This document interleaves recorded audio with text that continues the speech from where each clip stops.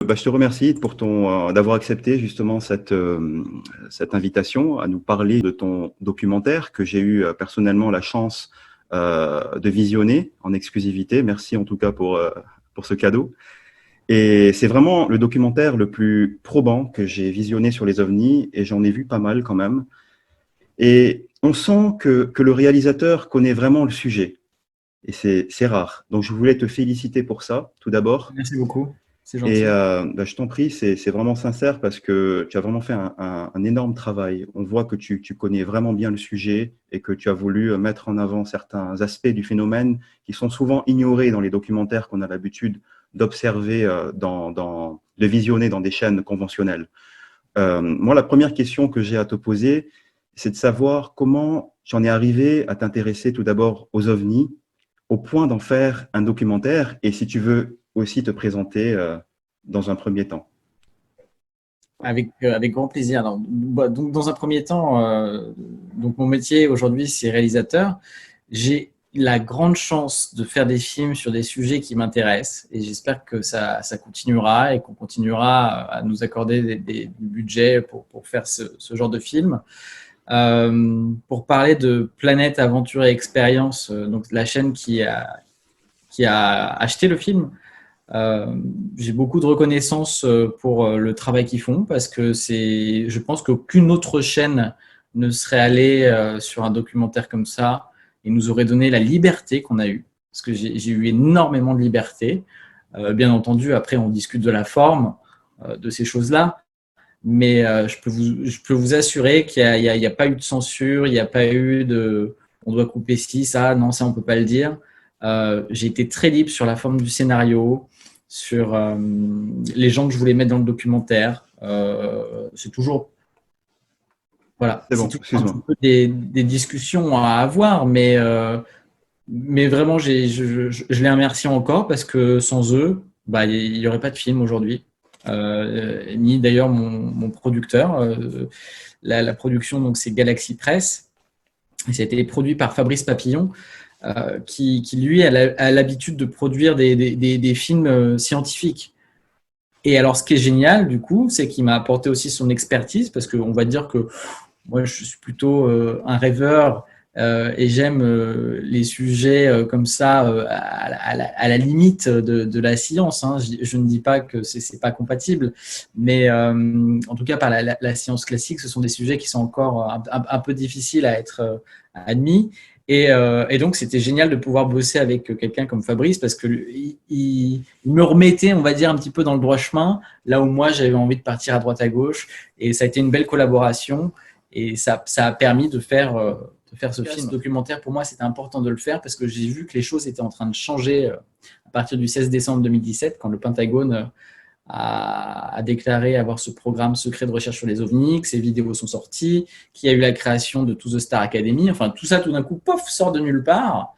Et là, on est en droit de se demander que se passe-t-il et qu'est-ce qu'on veut nous dire. Et je voyais qu'en France, on n'en parlait pas beaucoup. Hein. Tu as montré ce reportage de BFM, mais comme on a parlé un petit peu avant l'émission, il n'est pas passé toute la journée pendant 3 jours comme s'il y avait eu les attentats ou le coronavirus. Or, à mon sens, ce sont des sujets qui mériteraient d'être traités de manière aussi intense qu'on traite des sujets catastrophes. Et puis, ça, je sais pas, il y a quelque chose derrière, il y a une promesse d'espoir, il y a une promesse de. Il y a plein de promesses derrière le phénomène OVNI qui me passionne et qui m'intéresse, plein de questions. En faisant ce film, j'ai découvert que il y avait véritablement une grosse machine qui était en marche, je pense, euh, pour faire admettre au grand public l'existence du phénomène OVNI, dans un premier temps. Hmm. J'ai été justement surpris de voir des hauts responsables français et puis américains s'exprimer de manière aussi libre. Et je me suis dit, mais comment on les laisse parler ainsi? Et est-ce que toi, comment tu as justement vécu ça? Est-ce que tu as senti parfois qu'il y avait certaines craintes de leur part? J'ai été très surpris par la fluidité dont les choses se sont faites. Euh, par exemple, j'avais pas de contact particulier. C'est une petite anecdote, hein, et j'avais pas de contact particulier pour contacter le sénateur Harry Reid, qui est pourtant donc quelqu'un de très important, qui est dans le gouvernement d'Obama, qui était leader de la majorité démocrate. J'ai fait quelque chose de très simple. Je voulais le contacter, je ne trouvais pas de contact. J'ai écrit à son fils sur Twitter, et il m'a mis en contact avec son assistante. Ça a pris du temps, j'ai envoyé mes questions à l'avance, mais je n'ai à aucun moment ressenti de réticence de personne. Ça a été peut-être, là où ça a été un peu plus compliqué, ça a été avec le GEPAN. Parce que le GEPAN donc, dépend du CNES. Le CNES étant une institution d'État, c'est peut-être pas évident pour eux de communiquer sur le sujet. Ils ne voulaient absolument pas commenter tout ce qui avait à voir avec le programme ATIP, parce que tout simplement, non pas que c'était de la censure ou quoi que ce soit, hein, mais ça ne faisait pas partie de leur mission. La mission du GEPAN, c'est enquêter sur les phénomènes aérospatiaux non identifiés qui ont lieu en France et uniquement en France. Donc aussi, j'ai découvert toutes ces choses-là, comment ces grosses institutions fonctionnaient. Mais vraiment, je suis ravi en tout cas, et je remercie encore tous ces officiels et participants au documentaire, parce que ils ont parlé, ça c'est évident. Et certains n'ont jamais parlé du sujet avant. Je pense par exemple à Alain Juillet, qui est l'un des anciens directeurs de la DGSE. C'est la première fois qu'il s'exprime sur le sujet, que ce soit dans la presse ou dans un documentaire. Et quand je suis rentré chez moi à la fin de son interview, j'étais bluffé par tout ce qu'il m'avait raconté. Et je ne pensais pas que ça irait aussi loin. Enfin, en tout cas, j'ai remarqué une grande ouverture d'esprit et une grande sympathie chez ce monsieur. Et j'en suis ravi. Voilà. Et je suis ravi de pouvoir partager ça avec Quelles ont été les rencontres le plus grand nombre qui t'ont le plus marqué parmi les intervenants? Parce qu'il y en a quand même pas mal. Ouais. Elles m'ont vraiment toutes marqué. Chacun, nous sommes tous... ils font tous partie des pièces d'un puzzle, j'ai envie de dire. Chacun a apporté sa contribution. Autant, oui, Alain Juillet m'a marqué, Jean-Jacques Velasco, ancien directeur du GEPAN, m'a marqué, Harry Reid m'a marqué, Avi Loeb m'a marqué également. Ils sont tous, ils disent tous des choses très différentes et qui se complètent, qui se répondent. Voilà. Est-ce que tu peux nous dire, pour ceux qui ne connaissent pas, Harry Reid, en fait, dans quoi il est impliqué, qui il est, voilà. Harry Reid, donc, était ancien sénateur du Nevada. Donc, le Nevada, c'est l'État où il y a Las Vegas, et notamment la zone 51. Il a été leader de la majorité démocrate sous le gouvernement d'Obama, donc il avait vraiment un rôle très très important au Sénat américain. Et donc, il est à l'origine du programme AATIP, avec d'autres gens qui étaient un peu plus dans l'ombre, mais il a convaincu deux autres sénateurs, Ted Stevens et Daniel Inouye, de débloquer un budget à hauteur de 22 millions de dollars pour faire un programme de recherche sur les ovnis qui s'appelait le programme AATIP, qui est le programme Advanced Aerospace Threat Identification. Il se passe quelque chose en ce moment, ça c'est évident. Et pourquoi à ce moment, justement Pourquoi est-ce qu'ils considèrent que les citoyens sont plus prêts, plus enclins justement à entendre des choses? J'ai pas la réponse à ta question, mais il semblerait en effet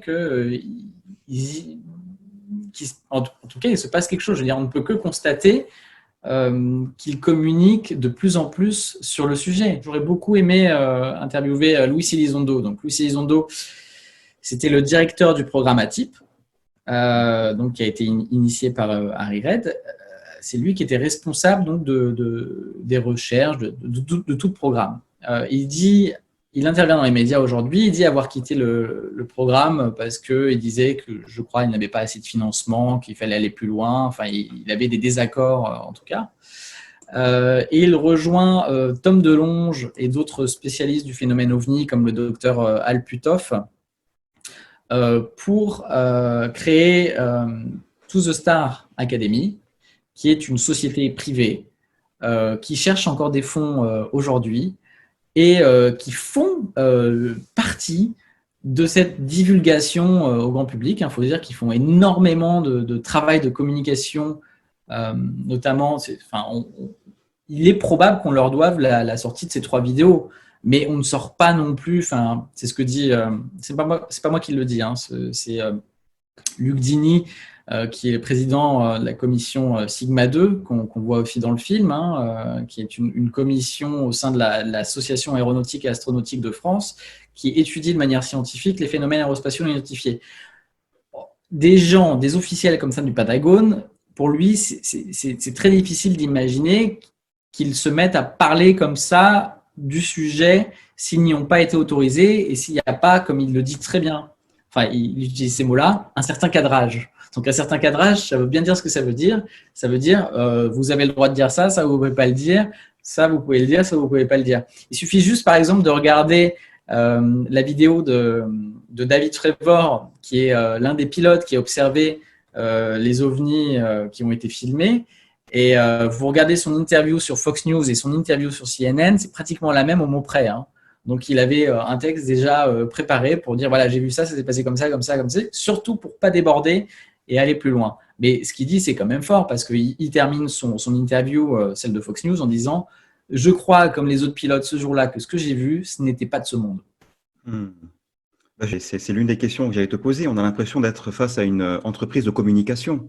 Avec la divulgation en 2017, la To The Star Academy, une récolte également de fonds, après un contrat entre la To The Star Academy et le gouvernement américain sur de la technologie.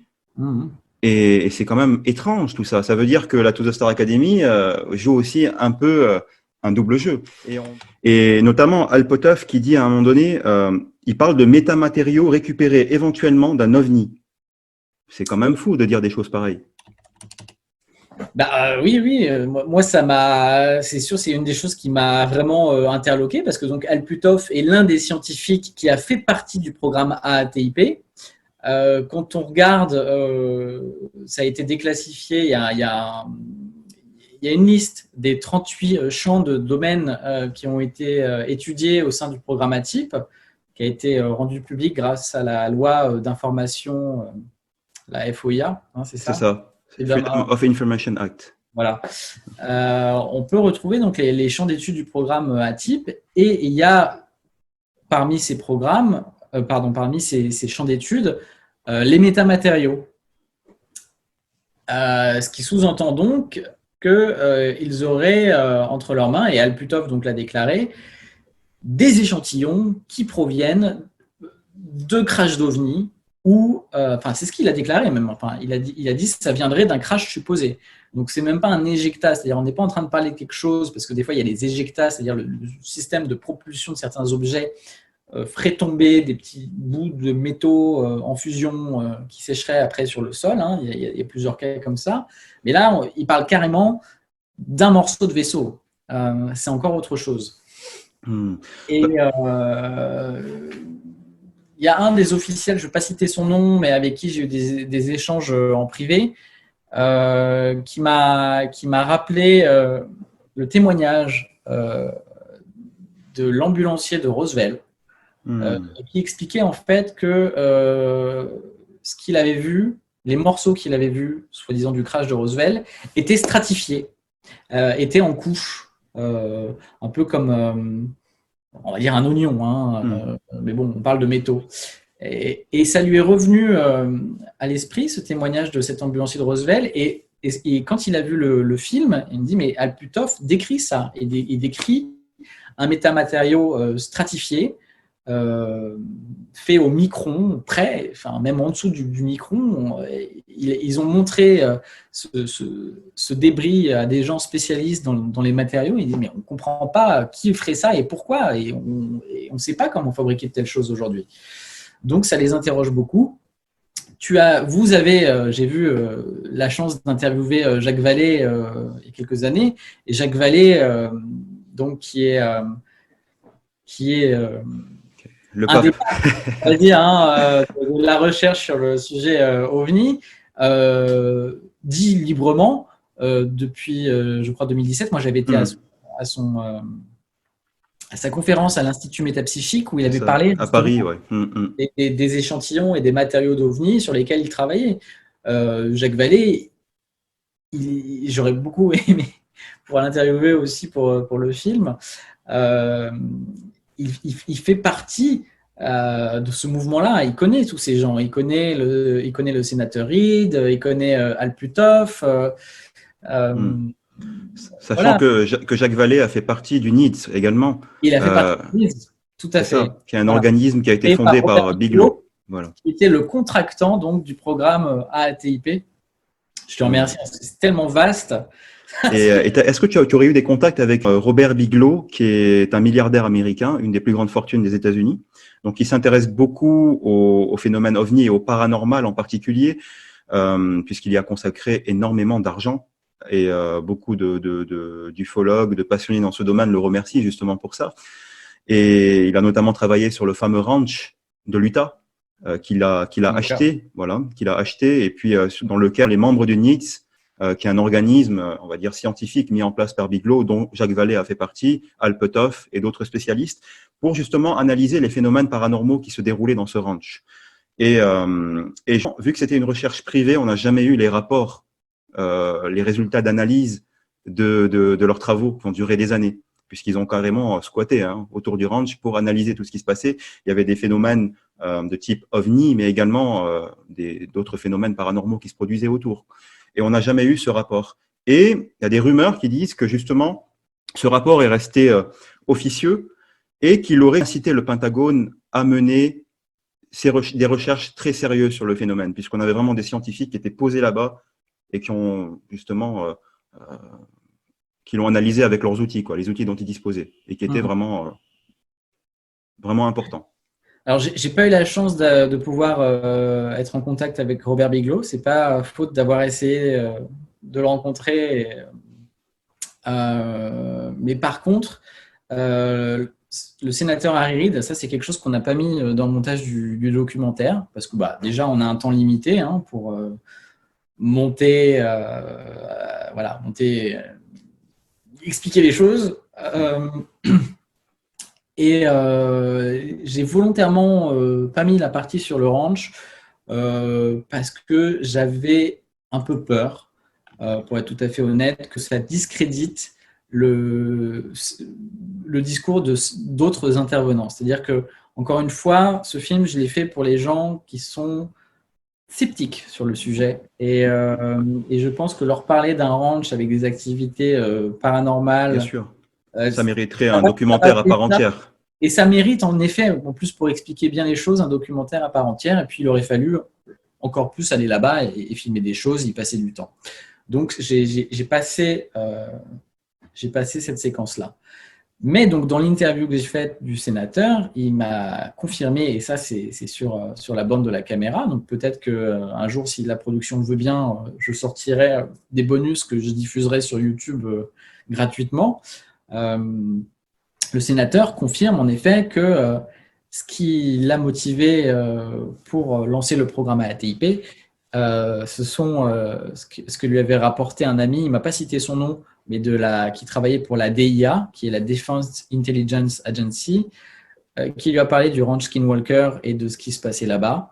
Et c'est ce qui a motivé, en plus d'un échange avec l'un des deux sénateurs, je ne me souviens pardon, je me souviens plus de son nom, mais l'un des deux sénateurs aussi, ah si, c'est Daniel Inouye, a vécu un phénomène de Foo Fighters pendant la Seconde Guerre mondiale. Donc, pour ceux qui ne savent pas ce que c'est que les Foo Fighters, ce sont des ovnis qui apparaissaient comme ça des fois pendant les batailles aériennes. John B. Alexander aussi. Exactement, j'allais t'en parler justement. Dans le film, qui a travaillé au NIDS avec Robert Bigelow et Jacques Vallée, et notamment l'astronaute Edgar Mitchell, qui est le 6e homme à avoir marché sur la Lune. M'a aussi parlé du ranch et de certaines activités qui s'y passaient. Et quand il vous en parle, c'est juste incroyable. C'est-à-dire, c'est tellement incroyable qu'on se demande s'il vous raconte pas des histoires. Moi, j'ai de l'esprit ouvert. Il n'y a pas de souci d'entendre ces choses-là. Mais ça va tellement loin parfois que, voilà, quand on fait un film, en tout cas, où on présente le phénomène OVNI, bon, il faut faire attention un petit peu, je pense, à la manière d'amener les choses si on veut toucher un public large. Et l'idée, vraiment, c'était de sensibiliser, on va dire, le grand public, même si voilà, ce n'est pas sur une grande chaîne comme France 2, enfin une chaîne qui a des millions de téléspectateurs. Ils ont un très bon audimat sur Planète, c'est pas le souci, mais ça reste une chaîne où il faut être abonné. Et donc, voilà. Donc, l'idée, c'était comment je vais faire pour que tout ça paraisse le plus crédible. Le plus audible. Le plus audible. C'est Voilà. ça le plus compliqué. Parce que des fois, on est tellement dans le sujet qu'on ne peut pas. C'est vraiment du bon sens à un moment.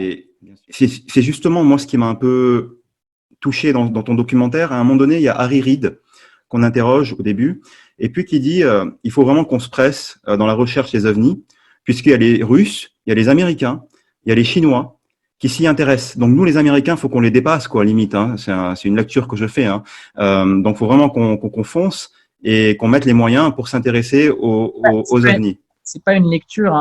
On a dû couper pour des histoires de budget une archive d'un reportage de Georges Knapp, qui est un des grands spécialistes des ovnis aussi, et qui travaille pour la chaîne de Las Vegas. Donc, il connaît tout le monde. Il connaît Bigelow, il connaît le sénateur Reid, dont il a fait plusieurs interviews. Et dans ce reportage, il y a Luis Elizondo qui dit it's a race. Il y a une course carrément pour comprendre comment ces matériaux fonctionnent, etc. Il y a presque quelque chose d'aussi excitant derrière la compréhension du phénomène OVNI que pouvait l'être la conquête spatiale ou le premier pays qui aurait marché sur la Lune à la fin des années 60. Il semblerait que les enjeux, en tout cas dont on nous parle aujourd'hui, soient phénoménaux. N'y aurait-il pas justement une guerre souterraine pour acquérir la technologie OVNI, potentiellement, on peut le supposer, puisqu'on sait que on peut le supposer. Bien sûr, on peut le supposer, puisque les Russes aussi s'intéressent beaucoup à ce phénomène. Il n'y a pas que les Américains. L'ufologie russe, bien sûr, c'est gigantesque, tout ce qu'ils ont consacré à la recherche. On pourrait pas, attendez pas à ce qu'un pays comme ça s'y intéresse, mais l'Égypte aussi, de nombreux pays s'y intéressent. La question qui se pose, c'est qu'il y a deux possibilités, il y a deux voies qui s'ouvrent. C'est soit ils vont utiliser tout ce qu'ils ont récupéré potentiellement, puisque moi je n'en ai aucune idée, je ne sais pas ce que c'est, je pense que peu de gens le savent, en tout cas l'origine de ce phénomène, endogène, exogène, aucune idée. Par contre, ce qu'on peut supposer, c'est qu'ils l'utilisent à des fins militaires, et ça ce serait dommageable, alors qu'on a un défi écologique à régler actuellement. Donc on pourrait potentiellement mettre cette technologie, si elle existe, puisqu'on n'en sait rien, au profil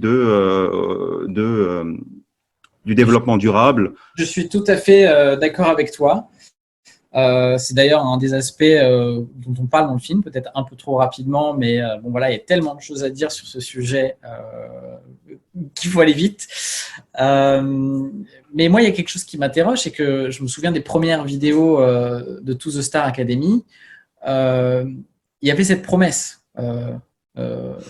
au départ en disant voilà, on veut que ces technologies soient accessibles au grand public. Alors déjà c'était complètement dingue parce qu'on a un organisme avec des gens qui viennent du Pentagone, de la CIA, des personnes donc, comme aussi Christopher Mellon, qui était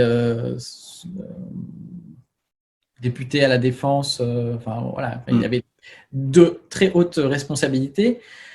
Et cet organisme, donc To The Star Academy, promettait finalement d'amener au public, au grand public, au monde, potentiellement ces technologies. Puis tout d'un coup, donc en octobre 2019, on apprend qu'il signe un contrat de recherche et développement avec l'armée.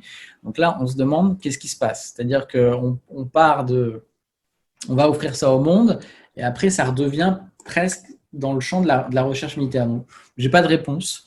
Encore une fois, To The Star, j'ai vraiment aussi voulu qu'il participe au film. Et, J'aurais une c'était pas dernière possible. question et puis je laisserai la parole à Daniel. On a Michael Vaillant à la fin du documentaire qui dit des choses quand même qui sont pas passées dans l'oreille d'un sourd et qui parle d'octobre 2035. Oui, ouais. Octobre 2035 comme une vague de contact avec des ovnis d'après les statistiques, d'après ces statistiques. Et c'est quand même pas n'importe qui, Michael Vaillant. C'est quelqu'un qui travaille avec le GEPAN, qui est un groupe d'enquête et d'investigation sur les ovnis qui dépend du CNES, qui est un organisme gouvernemental. Et donc, lui, il parle d'octobre 2035 comme une vague de contact. Pour éviter potentiellement un ethnocide culturel, il pense qu'à l'échelle de 10 ans, on aura découvert la vie dans l'univers et donc admis de surcroît un éventuel contact. Et donc là, on parle du processus d'apprentissage, du système d'apprentissage que Daniel peut aussi dont Daniel peut nous parler. Donc, je te laisse répondre et puis je donnerai la parole à Daniel.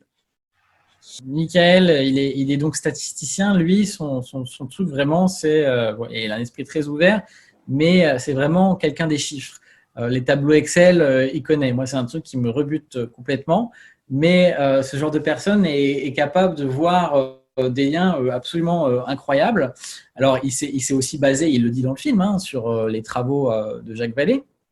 Mais il a remarqué quelque chose, c'est que les grandes vagues d'ovnis, donc je ne pourrais pas vous nommer les années précises de ces grandes vagues d'ovnis, mais elles suivent le meilleur schéma d'apprentissage euh, qui est une loi en puissance de 2, voilà, qu'on a remarqué. C'est-à-dire que si vous voulez apprendre une leçon, c'est pas l'idéal, c'est pas de l'apprendre tous les jours, mais c'est premier jour, je suis dessus, j'apprends. Je reviens dessus 2 jours après. Après, je reviens dessus 4 jours après. Après, je reviens dessus 8 jours après. Donc, c'est une loi en puissance de 2.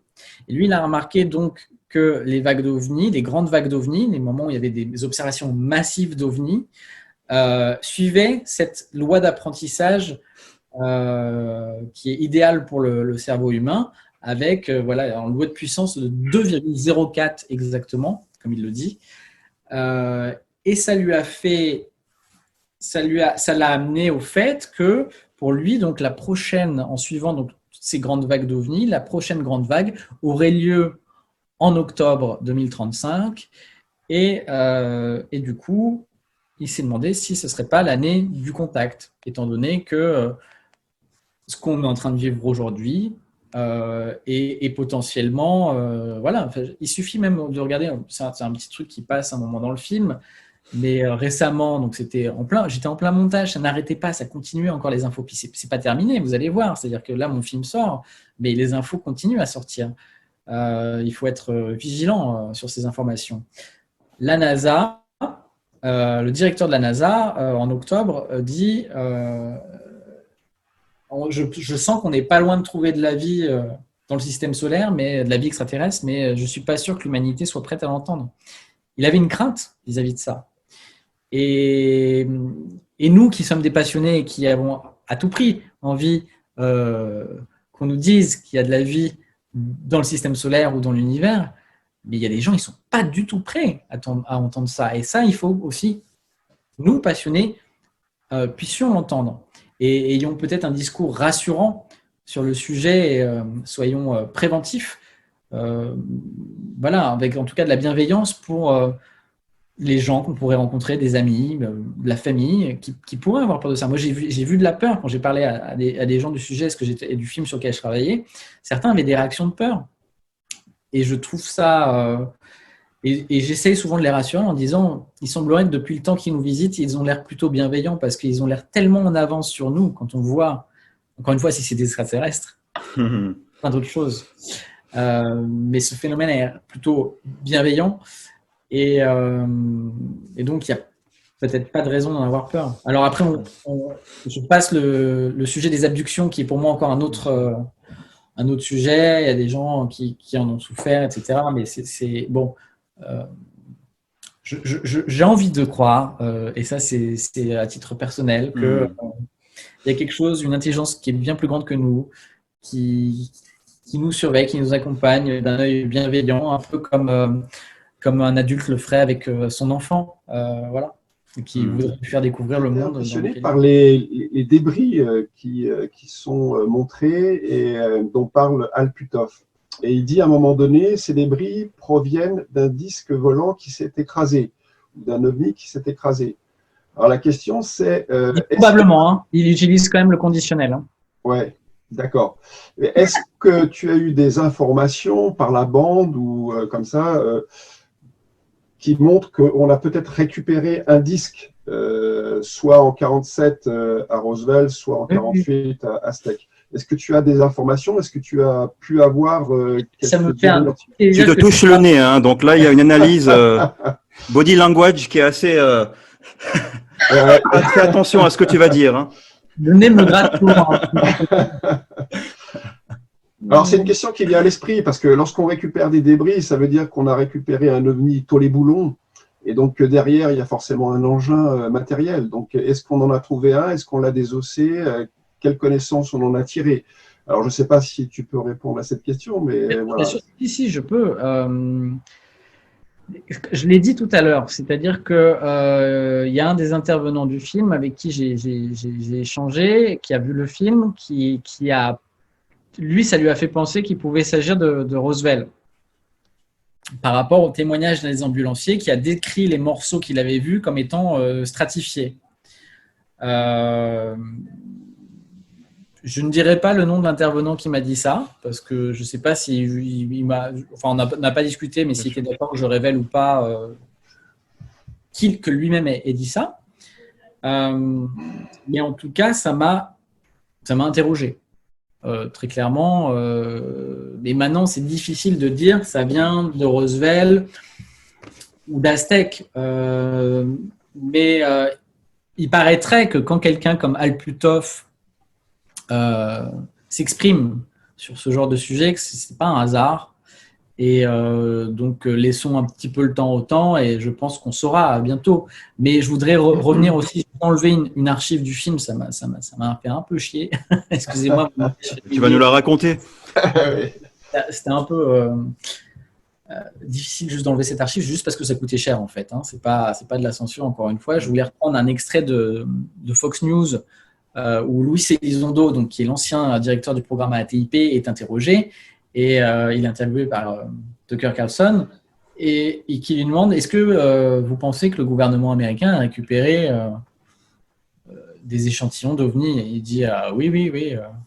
Et mais est-ce que vous pensez qu'il a récupéré les débris d'un OVNI?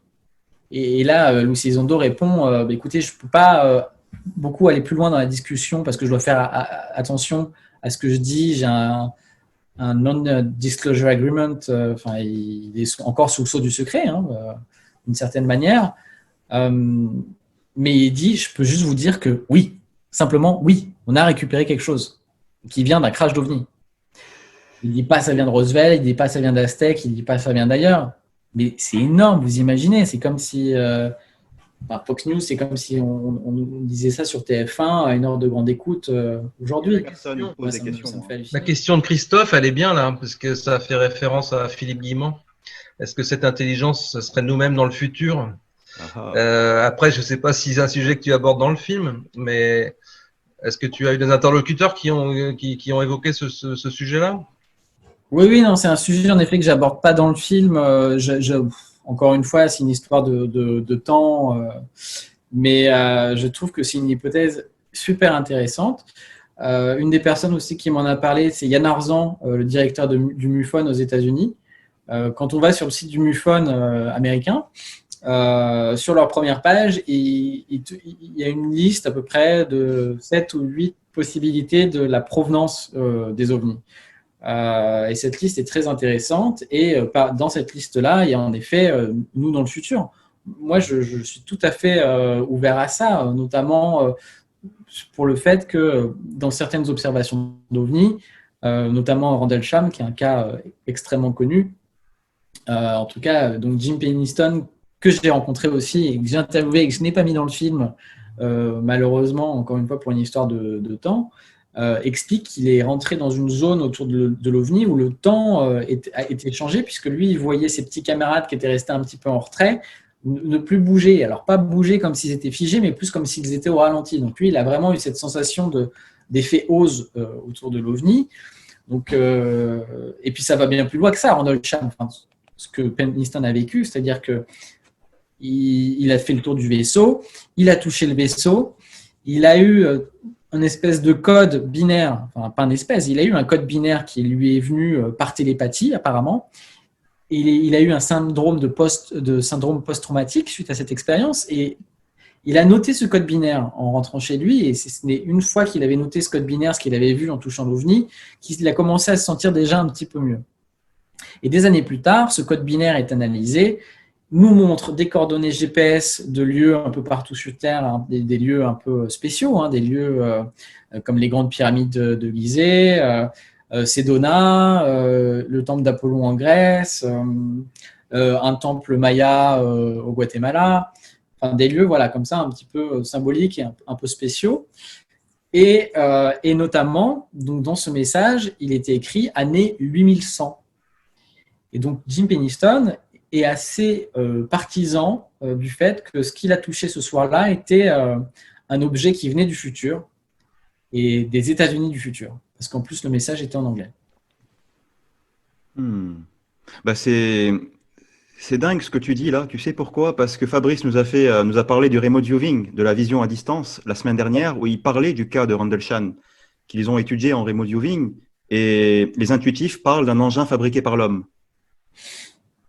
Voilà.